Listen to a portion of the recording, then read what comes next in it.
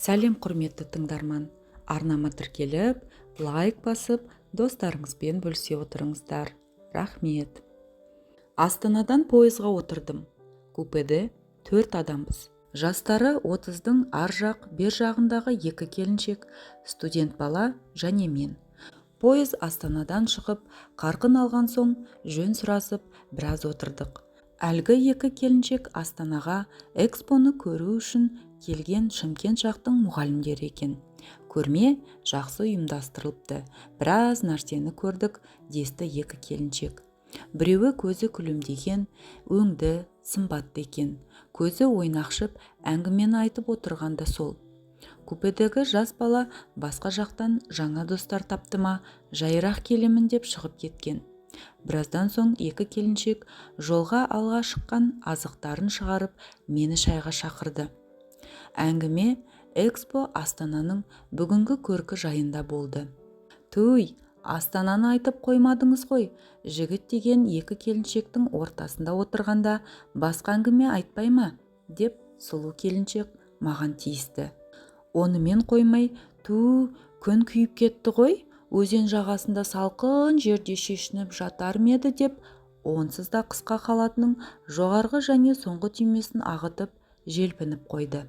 Астанаға келген 2-3 күнде тірлікпен шапқылап жүріп, дұрыс ұйқы болмап еді, маған сүйкенгісі келіп отырған сұлу келіншекке дұрыс жауап қайтара алмай, жоғарыдағы орныма шығып жатып қалдым. Қалғып кетіппін. Қанша уақыт өткенін білмеймін, бірақ әлгі 2 келіншектің әңгімесінен оянып кеттім. Әлгімен сол көрмені аралап жүргенде таныстым. Жабысып қоймады. Таныса салып, кешке кеңірек танысып бір жерде отырайық деп қоймады. Бірге келген мұғалімдер жиналып отырайық деп жатырмыз деп едім. Ой, сол мұғалімдерді күнде көріп жүрсің. Бір уақыт өзгеге де көңіл бөлген дұрыс қой деп, өлердегі сөзін айтып қоймаған соң келісім бердім. Бойы ортадан биік, денелі, ақсары жігіт, жасы 50-ден енді асыпты. Білмеймін, әлемнің не сиқыры бар екенін, кел деген жеріне отказ бермей кешке жетіп бардым. Жанымдағыларға бір туысым бар еді, солар шақырып жатыр деп алдай салдым. Отырғанымыз мықты мейрамхана. Қымбат болса да, сенімен осында отырайын деп шештім деп қояды ол. Аты Сәкен. Семей жақтан келген екен. Әңгіме барысында білгенім, Семей жақта бір мектептің директоры екен. Бір топ адамды бастап экспоға келіпті. Сені көргенде экспоны ұмыттым. Мұндай сұлу, сымбатты келіншек болады екен-ау деп ойламаппын деп, әңгімені тұздықтап маған көпшіп қоя сөйлеп отыр. 2 балам бар, байым бақташы деп едім. Шалың мал бағып жүре берсін. Сен деген мынандай жарқыраған Астанада, мынадай ғажайып мейрамханада жүретін құр қызсың ғой. Тупиктегі бір ауылда бала оқытып, мал сасыған жігіттің қойында жатырсың деп бір қойды. Әйелдің сұлулығын айтып жылы сөйлегенді кім жек көрсін? Сәкеннің өзім жайлы айтқандары жаныма жағып барады. Мына вискиді сен үшін алдырдым, бағасы зор. Қарапайым мұғалімнің бір айлығымен тең. Мұны ішпесең болмайды деп, көздің жауын алар әдемі шөлмекті ашты. Ауылда вискиді кім ішіпті дейсің? Мейлі ішіп көрейін деп тартып жібердім. Дәмі коньякқа келеді екен. 2-3 рюмкадан кейін қалбалақтап қалдым. Денем қызып, беге шақырған Сәкеннің құшағына жалп-жалп етіп құлай беремін. Мас болып қалыппын. Мейрамханадан қалай шықтық, Сәкенмен қонақ үйге қалай келдік білмеймін. Әйтеуір, Сәкен аймалап, сүйіп, шешіндіріп жатқанда қарсыласқандай болғанымды білемін. Күйеуімді жақсы көремін. Көзіне шөп салмап едім деп едім. Күйеуің бар, балаң бар, бұдан артық не керек? Енді сендей сұлу келіншекке тек ойнап күлу ғана керек. Өмірдің қызығын көру керек. Сол қызықтың бірі осы жер, деп төсекке алып ұрды. Өте ұятсыз екен. Таң атқанша допша домалатты. Өзі дәрі ішіп алған ба, әлде Найманның жігіттерінің бәрі сондай қуатты келе ме, шаршауды білмейді. Төсектің рахатын армансыз бір көрдім. Бұрын байқамаппын. Ауылда күйеумен төсек қатынасына 10 шақты күнде бір рет қана түсуші едік. Онда да балалар оянып кетер деп кейде шала шарпы бірдеңе жасайтынбыз. Бұл жолы сұмдық, жыныстық қатынастың мұндай керемет боларын енді білдім. Астанада болған 3 күнде сол Сәкеннің жанында болдым. Өте тәжірибелі еркек екен.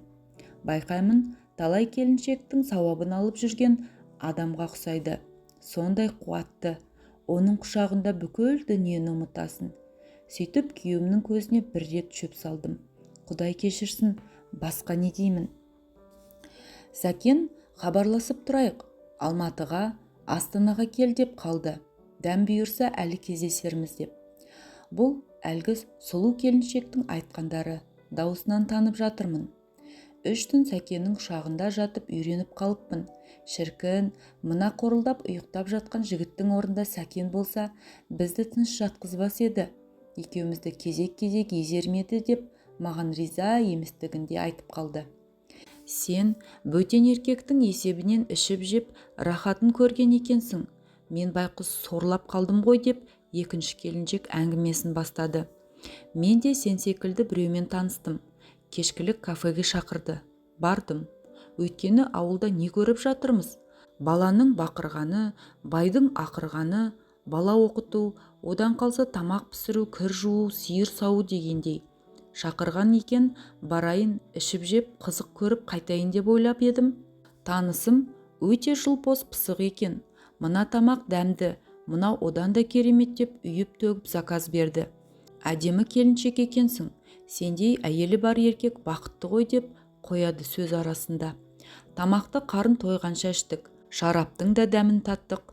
Ертең үйге барғанда күйеуімнің бетіне қалай қараймын? Бөтен еркекпен кафеде отырмын, шарап іштім, мұның арты не болар екен деп ойлап қоямын іштей. Бір уақытта әлгі танысым бір нәрсе жақпай қалған секілді. Қазір мен келемін деп ішін бір қолымен басып шығып кетті. Әжетханаға кеткен шығар, өлгенше тамақ ішкені несі деп мен отырмын. Біраз уақыт өтті, әлгі жоқ. Дәретханада арқан есіп отырма деп ренжіп қоямын. Жарты сағат өткен соң мазасыздана бастадым. Официант жас балаға, жанымдағы адам әжетханаға кетіп еді, көріп келші, бірдеңе болып қалған жоқ па деп едім. Барып келген ол жерде ешкім жоқ деп қарап тұр. Мұны естіген екінші бір официант қыз бала, ол кісі мана осы жерден тұрған бойы далаға шығып такси ұстап кетіп қалды ғой дегені. Сонда ғана алданып қалғанымды білдім. Алаяқ екен. Мана мол қылып заказ беріп, аш қасқырдай бәрін жайпап жегеннен ақ қорқып едім. Біз еш нәрсе білмейміз. Мынау есепшот 25 000 теңге төлеңіз дегенде көзімнен жас ытқып кетті. Күйеуім қарызданып жүріп біраз ақша жиып беріп еді. Балаларыма Астанадан бір нәрсе алам ба деп едім. Ол да бұйырмады. Жылап жүріп кафенің ақшасын төледім. Қалада аферист алаяқтар көп. Тағы да алданып қалмаңыз, деді официант бала. Көрмегенім енді кафе мерахана болсын деп бұрқылдап мен кеттім. Сен қайда бақытты қатын екенсің. Қымбат ресторанға отырдың, виски іштің, құшағында жаттың біреудің. Мен қарадан қарап жүріп сорлап қалдым ғой. Бұл екінші келіншектің әңгімесі. Олардың әңгімесін тыңдап жатып, тағы ұйықтап кетіппін. Ертеңінде әлгі екі келіншек пойыздан түсті. Сау бол айтыстық. Арттарынан қарап тұрып басымды шайқадым. Неге? Оны өзім де түсінбедім.